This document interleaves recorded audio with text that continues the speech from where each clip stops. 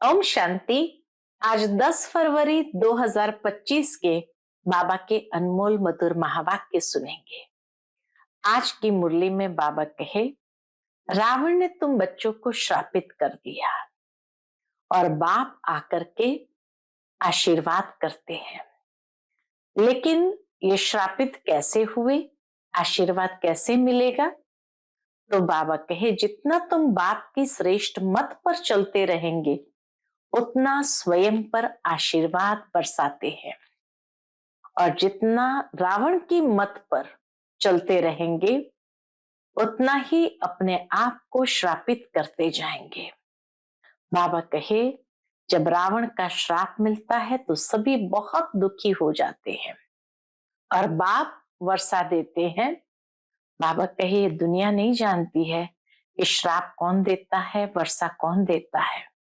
बाप ने भारतवासी को इतना सुख, स्वर्ग का वर्षा दिया, मालिक बनाया, पूज्य बनाया, लेकिन श्रापित होने से ही पुजारी दुखी हो जाते हैं। तो सुनते हैं आज के बाबा के अनमोल मधुर महावाक्य। ओम शांति। मीठे बच्चे, तुम्हें बाप द्वारा जो अद्वैत मत मिल रही है उस मत पर चलकर कलयुगी मनुष्य को सतयुगी देवता बनाने का श्रेष्ठ कर्तव्य करना है। आज की मुरली से प्रश्न है, सभी मनुष्य मात्र दुखी क्यों बने हैं? उसका मूल कारण क्या है? उत्तर, रावण ने सभी को श्रापित कर दिया है, इसलिए सभी दुखी बने हैं। बाप वर्षा देता, रावण श्राप देता है। यह भी दुनिया नहीं जानती। बाप ने वर्षा दिया तब तो भारतवासी इतने सुखी, स्वर्ग के मालिक बने, पूज्य बने। श्रापित होने से पुजारी बन जाते हैं। ओम शांति। बच्चे यहाँ मधुबन में आते हैं बाप दादा के पास। हॉल में जब आते हो, देखते हो पहले बहन भाई बैठे हैं, फिर पीछे देखते हो बाप दादा आया हुआ है, तो बाप की याद आती है। हॉल में आते ही बाबा की याद आती है। तुम हो प्रजापिता ब्रह्मा के बच्चे, ब्राह्मण और ब्राह्मणिया। वह ब्राह्मण तो ब्रह्मा बाप को जानते ही नहीं है, भले अपने आप को ब्राह्मण कहते हैं, लेकिन ब्रह्मा बाप को जानते ही नहीं है। तुम बच्चे जानते हो, बाप जब आते हैं तो ब्रह्मा विष्णु शंकर भी जरूर चाहिए। कहते ही है त्रिमूर्ति शिव भगवान वाच। अब तीनों द्वारा तो नहीं बोलेंगे ना, ये बातें अच्छी रीति बुद्धि में धारण करनी है। बेहद के बाप से जरूर स्वर्ग का वर्षा मिलता है, इसलिए सभी भक्त भगवान से क्या चाहते हैं? जीवन मुक्ति। अभी है जीवन बंद, सभी बाप को याद करते हैं कि आकर इस बंधन से मुक्त करो। अभी तुम बच्चे ही जानते हो कि बाबा आया हुआ है। कल्प कल्प बाप आते हैं, पुकारते भी है, तुम माता पिता हम बालक तेरे, परंतु इसका अर्थ तो कोई भी नहीं समझते हैं। निराकार बाप के लिए समझ लेते हैं। बाबा कहे, माता पिता ये निराकार बाप के लिए समझ लेते हैं। गाते हैं परंतु मिलता कुछ भी नहीं है। अभी तुम बच्चों को उनसे वर्षा मिलता है, उसी निराकार बाप से वर्षा मिलता है, फिर कल्प बाद मिलेगा। बच्चे जानते हैं बाप आधा कल्प के लिए आकर वर्षा देते हैं और रावण फिर श्राप देते हैं। यह भी दुनिया नहीं जानती कि हम सभी श्रापित हैं। रावण का श्राप लगा हुआ है, इसलिए सभी दुखी है। भारतवासी सुखी थे। कल इन लक्ष्मी नारायण का राज्य भारत में था। देवताओं के आगे माथा टेकते हैं, पूजा करते हैं, परंतु सतयुग कब था ये किसको भी पता नहीं। अब देखो लाखों वर्ष की आयु सिर्फ सतयुग की ही दिखा दी है, फिर त्रेता की, द्वापर, कलयुग की। इस हिसाब से मनुष्य कितने ढेर हो जाए। अगर सतयुग को ही लाखों वर्ष दे दिया तो बाकी 3 युग को, तो बाबा का हिसाब करे अगर, उस हिसाब से तो मनुष्य की पॉपुलेशन कितनी ढेर हो जाए। सिर्फ सतयुग में ही ढेर मनुष्य हो जाए, कोई भी मनुष्य की बुद्धि में नहीं बैठता है। बाप बैठ समझाते हैं कि देखो, गाया भी जाता है 33 करोड़ देवी देवताएं होते हैं, ऐसे थोड़ी वह कोई लाखों वर्ष में हो सकते हैं। तो यह भी मनुष्य को समझाना पड़े। अभी तुम समझते हो बाबा हमको क्या बनाते हैं। बाबा कहे, बाबा हमको स्वच्छ बुद्धि बनाते हैं और रावण म्लेच्छ बुद्धि बनाते हैं। मुख्य बात तो यह है, सतयुग में है पवित्र, यहाँ है अपवित्र। यह भी किसको पता नहीं है कि राम राज्य कब से कब तक, रावण राज्य कब से कब तक होता है। समझते हैं यहाँ ही राम राज्य भी है, रावण राज्य भी है। अनेक मत मतांतर है ना, जितने हैं मनुष्य उतनी है मतें।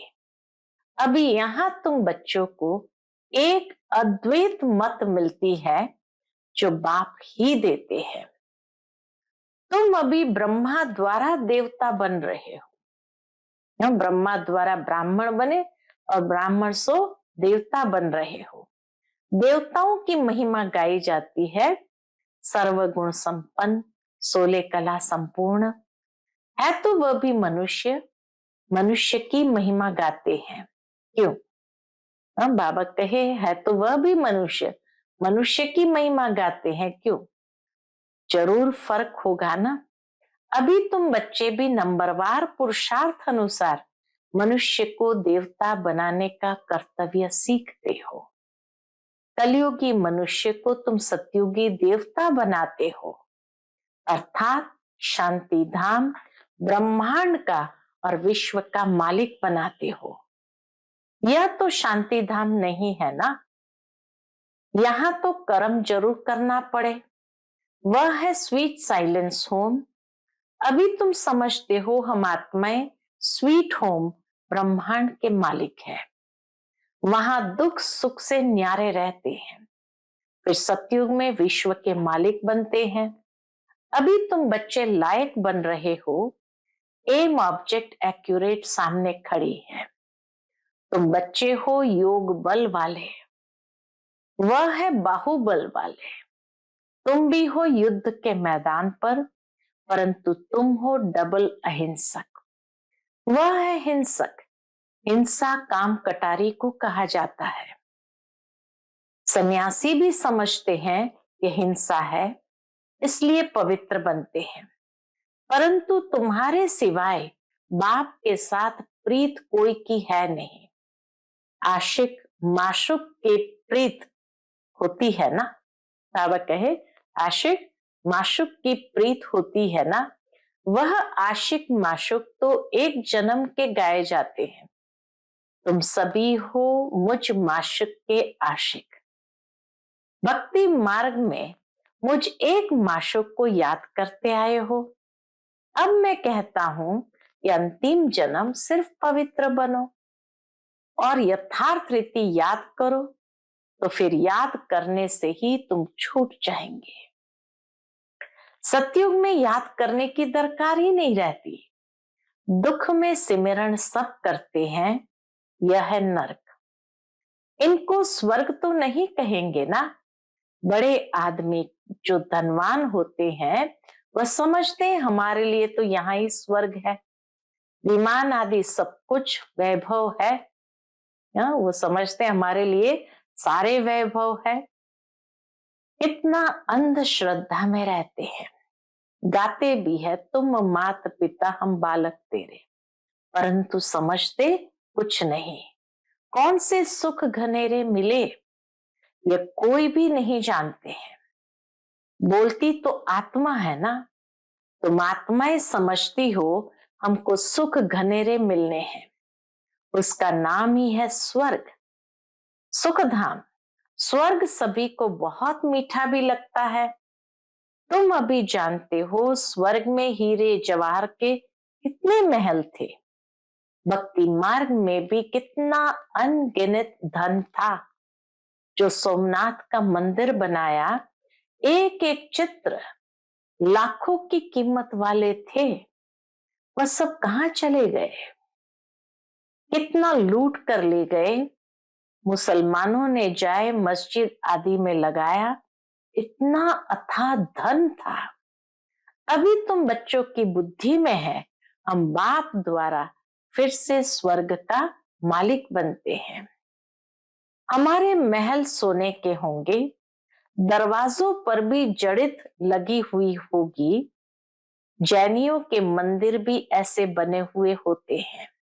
अब हीरे आदि तो नहीं है ना जो पहले थे। अभी तुम जानते हो हम बाप से स्वर्ग का वर्षा ले रहे हैं। शिव बाबा आते भी भारत में ही है। भारत को ही शिव भगवान से स्वर्ग का वर्षा मिलता है। क्रिश्चियन भी कहते हैं क्राइस्ट से 3000 वर्ष पहले भारत हेवन था। राज्य कौन करते थे ये किसको भी पता नहीं है। बाकी ये समझते हैं भारत बहुत पुराना है। तो यही स्वर्ग था ना। बाप को कहते भी है हेवनली गॉड फादर, अर्थात हेवन स्थापन करने वाला फादर। जरूर फादर आए होंगे, तब तुम स्वर्ग के मालिक बने होंगे। हर 5000 वर्ष बाद स्वर्ग के मालिक बनते हो। फिर आधा कल्प बाद रावण राज्य शुरू होता है। चित्रों में ऐसा क्लियर कर दिखाओ जो लाखों वर्ष की बात बुद्धि से ही निकल जाए। लक्ष्मी नारायण कोई एक नहीं, इन्हों की डिनास्टी होंगी ना। फिर उन्हों के बच्चे राजा बनते होंगे। राजाएं तो बहुत बनते हैं ना। सारी माला बनी हुई है। माला को ही सिमरण करते हैं ना। जो बाप के मददगार बन बाप की सर्विस करते हैं, उन्हों की ही माला बनती है। जो पूरा चक्र में आते पूज्य पुजारी बनते हैं, उन्हों का यह यादगार है। तुम पूज्य से पुजारी बनते हो तो फिर अपनी माला को बैठ पूजते हो। बाबा कहे तुम पूज्य से पुजारी बनते हो तो फिर अपनी माला बैठ पूजते हो। पहले माला पर हाथ लगाकर फिर माथा टेकेंगे, पीछे माला को फेरना शुरू करते हैं। तुम भी सारा चक्कर लगाते हो, फिर शिव बाबा से वर्षा पाते हो। यह राज तुम ही जानते हो। मनुष्य तो कोई किसके नाम पर माला फेरते रहते हैं। हर एक कोई मंत्र जाप करते हैं, कोई किसका नाम लेकर के माला फेरते हैं, जानते कुछ भी नहीं। अभी तुमको माला का सारा ज्ञान है और कोई को ये ज्ञान नहीं है। क्रिश्चियन थोड़ी समझते हैं कि हम किसकी माला फेरते हैं। ये माला है ही उन्हों की जो बाप के मददगार बन सर्विस करते हैं। इस समय सब पतित है। जो पावन थे वह सब यहाँ आते आते अपतित बने हैं। फिर नंबरवार सब जाएंगे। नंबरवार आते हैं, नंबरवार जाते हैं। इतनी समझने की बातें हैं। यह झाड़ है, कितने टाल टालियां मठ पंथ है। अभी ये सारा झाड़ खलास होना है, फिर तुम्हारा फाउंडेशन लगेगा। तुम हो इस झाड़ के फाउंडेशन। इसमें सूर्यवंशी चंद्रवंशी दोनों है। सतयुग त्रेता में जो राज्य करने वाले थे, उन्हों का अभी धर्म ही नहीं है, सिर्फ चित्र है। देवताओं के चित्र है, बाकी उनका धर्म नहीं है। जिनके चित्र है उन्हों की बायोग्राफी को तो जानना चाहिए ना। कह देते फलानी चीज लाखों वर्ष पुरानी है। अब वास्तव में पुराने ते पुराना है आदि सनातन देवी देवता धर्म। उनके आगे तो कोई चीज हो ही नहीं सकती। बाकी सब 2500 वर्ष की पुरानी चीजें होगी। नीचे से खोद कर निकालते हैं ना। भक्ति मार्ग में जो पूजा करते हैं वो पुराने चित्र निकालते हैं, क्योंकि अर्थक्वेक में सब मंदिर आदि गिर पड़ते हैं, फिर नए बनते हैं।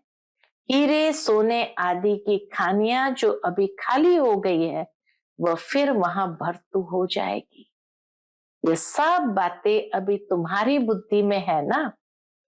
बाप ने वर्ल्ड की हिस्ट्री ज्योग्राफी समझाई है। सतयुग में कितने थोड़े मनुष्य होते हैं। बाबा सारे तीनों काल के आदि मध्य अंत का ज्ञान सुनाते, हिस्ट्री ज्योग्राफी समझाते हैं कि पहले सतयुग में कितने थोड़े मनुष्य होते, फिर वृद्धि को पाते हैं। आत्माएं सब परमधाम से आती रहती है। आत्माएं सभी ऊपर से नीचे उतरती जाती है। आते आते झाड़ बढ़ता जाता है। फिर जब झाड़ जड़ीभूत अवस्था को पाता है तो कहा जाता है राम गयो रावण गयो गयो बहु परिवार। तो जिनका बहु परिवार है अर्थात अनेक धर्म है ना, हमारा परिवार तो कितना छोटा है। यह सिर्फ ब्राह्मणों का ही परिवार है, तो कितने अनेक धर्म है, जनसंख्या बतलाते हैं ना। वह सब है रावण संप्रदाय। यह सब जाएंगे, बाकी थोड़े ही रहेंगे। रावण संप्रदाय फिर स्वर्ग में नहीं आएंगे, सब मुक्ति धाम में ही रहेंगे। बाकी तुम जो पढ़ते हो वह नंबर वार आएंगे स्वर्ग में। अभी तुम बच्चों ने समझा है, क्या समझा है, कैसे ये निराकारी झाड़ है, ये मनुष्य सृष्टि का झाड़ है। यह तुम्हारी बुद्धि में है। पढ़ाई पर ध्यान नहीं देंगे तो इम्तिहान में नापास हो जाएंगे। पढ़ते और पढ़ाते रहेंगे तो खुशी भी रहेगी। अगर विकार में गिरा तो बाकी ये सब भूल जाएगा। बुद्धि से बाबा कहे सब उड़ जाएगा। आत्मा जब पवित्र सोना हो तब उसमें धारणा अच्छी हो। सोने का बर्तन होता है पवित्र गोल्डन। तो बाबा कहे जब बुद्धि सोने का बर्तन होती है तो उसमें हर बात बाबा की अच्छी तरह से धारण भी होती है। अगर कोई पतित बना तो ज्ञान सुना नहीं सकता। अभी तुम सामने बैठे हो, जानते हो गॉड फादर शिव बाबा हम आत्माओं को पढ़ा रहे हैं। हम आत्माएं इन ऑर्गन्स द्वारा सुन रही है। पढ़ाने वाला है कौन? बाप। बाबा के पढ़ाने वाला बाप है। ऐसी पाठशाला सारी दुनिया में कहाँ होगी? हो ही नहीं सकती है। वह गॉड फादर है, शिव बाबा गॉड फादर है, टीचर भी है, सतगुरु भी है, सबको वापस ले जाएंगे। अभी तुम बाप के सन्मुख बैठे हो। सन्मुख मुरली सुनने में कितना फर्क है। एक है मधुबन में मुरली सुनना, एक है अपने सेंटर्स पर सुनना और एक है पढ़ना। तो बाबा के कितना फर्क है। जैसे ये टेप मशीन निकली है, सबके पास एक दिन आ जाएंगी। बच्चों के सुख के लिए बाप ऐसी चीजें बनवाते हैं, कोई बड़ी बात नहीं है ना। ये सावल शाह है ना, पहले गोरा था अभी सांवरा बना है। ब्रह्मा बाबा के लिए बाबा कहते ये सावल शाह श्रेष्ठ था, पहले गोरा था अभी सांवरा बना है। तब तो श्याम सुंदर कहते हैं। तुम जानते हो हम सुंदर थे, अब श्याम बने हैं, फिर सुंदर बनेंगे। तो ब्रह्मा बाबा हमारा कौन है? सावल शाह सेठ है। सिर्फ एक क्यों बनेगा? एक को सर्प ने डसा क्या? सर्प तो माया को कहा जाता है ना। विकार में जाने से सांवरा बन जाते हैं। कितनी समझने की बातें हैं। बेहद का बाप कहते हैं गृहस्थ व्यवहार में रहते ये अंतिम जन्म फॉर माई सेक यानी मेरे सदके पवित्र बनो। कितना प्यार से बाबा कहते हैं, बेहद का बाप कहते, गृहस्थ व्यवहार में रहते ये अंतिम जन्म फॉर माई सेक मेरे सदके पवित्र बनो। बच्चों से ये भीख मांगते हैं। अच्छा नहीं लगता है कि बच्चों से बाबा ये भीख मांगते हैं कि अंतिम जन्म पवित्र बनो, कमल फूल समान पवित्र बनो और मुझे याद करो, तो ये जन्म भी पवित्र बनेंगे और याद में रहने से पास्ट के विकर्म भी विनाश होंगे। बाबा हम बच्चों से भीख मांगते हैं, बच्चे मेरे सदके इस अंतिम जन्म पवित्र बनो और मुझे याद करो, पवित्र बनो, योगी बनो, तो पास्ट के विकर्म सब विनाश होंगे। यह है योग अग्नि, जिससे जन्म जन्मांतर के पाप दग्ध होते हैं। सतो प्रधान से सतो रजो तमो में आते हैं, तो कला कम हो जाती है, खाद बढ़ती जाती है। अब बाप कहते हैं सिर्फ माँ में कम याद करो, बाकी पानी की नदियों में स्नान करने से थोड़ी पावन बनेंगे।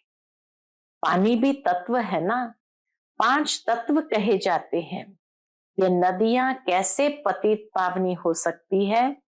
नदियां तो सागर से निकलती है, पहले तो सागर पतित पावन होना चाहिए ना। अच्छा, मीठे मीठे सिकिलते बच्चों प्रति माता पिता बाप दादा का याद प्यार और गुड मॉर्निंग। रूहानी बाप की रूहानी बच्चों को नमस्ते। हम सब रूहानी बच्चों की रूहानी माता पिता बाप दादा को याद प्यार, गुड मॉर्निंग और नमस्ते नमस्ते।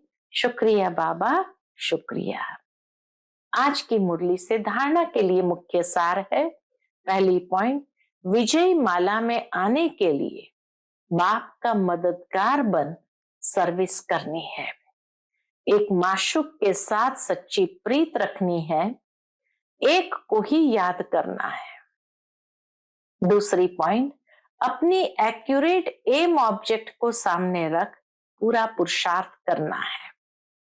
डबल अहिंसक बन मनुष्य को देवता बनाने का श्रेष्ठ कर्तव्य करते रहना है। आज का बाप दादा का मधुर वरदान हम बच्चों के प्रति है, विजयीपन के नशे द्वारा सदा हर्षित रहने वाले सर्व आकर्षणों से मुक्त भव। विजयीपन के नशे द्वारा सदा हर्षित रहने वाले सर्व आकर्षणों से मुक्त भव। विजयी रत्नों का यादगार बाप के गले का हार आज तक पूजा जाता है, तो सदा यही नशा रहे कि हम बाबा के गले का हार विजयी रत्न है। हम विश्व के मालिक के बालक हैं, हमें जो मिला वह किसी को भी मिल नहीं सकता। यह नशा और खुशी स्थायी रहे तो किसी भी प्रकार की आकर्षण से परे रहेंगे। जो सदा विजयी है वो सदा हर्षित है, एक बाप की याद के ही आकर्षण में आकर्षित है। आज का स्लोगन है, एक के अंत में खो जाना अर्थात एकांतवासी बनना। एक के अंत में खो जाना अर्थात एकांतवासी बनना।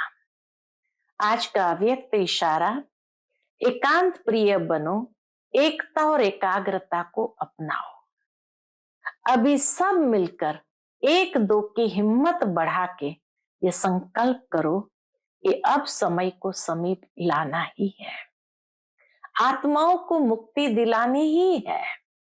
लेकिन यह तब होगा जब सोचने को स्मृति स्वरूप में लाएंगे। जहां एकता और दृढ़ता है वहां असंभव भी संभव हो जाता है। अच्छा, ओम शांति।